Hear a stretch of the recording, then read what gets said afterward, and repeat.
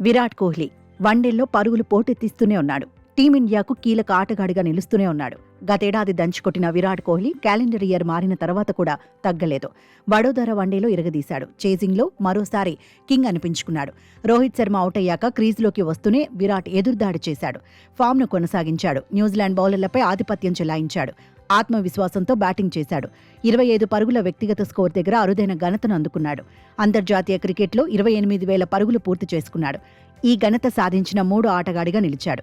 వేగంగా 28,000 పరుగులు పూర్తి చేసుకున్న ఆటగాడిగా రికార్డుల్లోకి ఎక్కాడు. 624 ఇన్నింగ్స్ల్లోనే కోహ్లీ ఈ ఘనతను అందుకున్నాడు.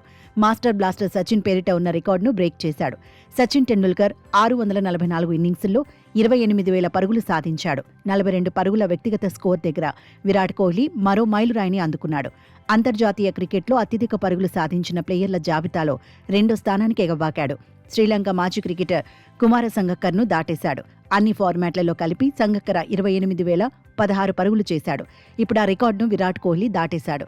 అంతర్జాతీయ క్రికెట్లో ఎక్కువ పరుగులు సాధించిన ఆటగాడిగా మాస్టర్ బ్లాస్టర్ సచిన్ టెండూల్కర్ కొనసాగుతున్నాడు. రికార్డుల మీద రికార్డులు కొలగొడుతున్న విరాట్ కోహ్లీ అభిమానులను ఎంటర్టైన్ చేయడంలో ముందే ఉంటున్నాడు.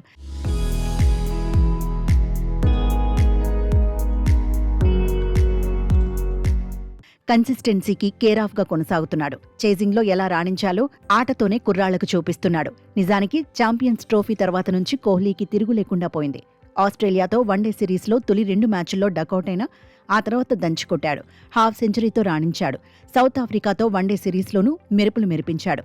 పరుగుల పండుగ చేసుకున్నాడు. బ్యాక్ టు బ్యాక్ సెంచరీలు సాధించాడు. 3 వన్డేల్లో కలిపి 302 పరుగులు చేశాడు. ఆ తర్వాత విజయ్ హజారే ట్రోఫీలోనూ దూకుడు చూపించాడు. ఢిల్లీ జట్టు తరపున అదరగొట్టేశాడు. డ్రీమ్ ఫామ్ను కొనసాగించాడు.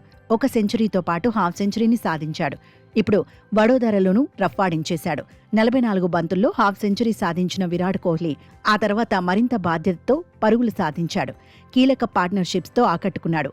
అయితే సెంచరీని మిస్ చేసుకున్నాడు. 93 పరుగుల వ్యక్తిగత స్కోర్ దగ్గర అవుట్ అయ్యాడు. 91 బంతులు ఎదుర్కొన్న కోహ్లీ 8 ఫోర్లు 1 సిక్సర్ బాదాడు. మొత్తంగా 7 క్రికెట్ ఆడుతున్నా తనలో పరుగుల దాహం తగ్గలేదని విరాట్ కోహ్లీ చాటుకుంటూనే ఉన్నాడు.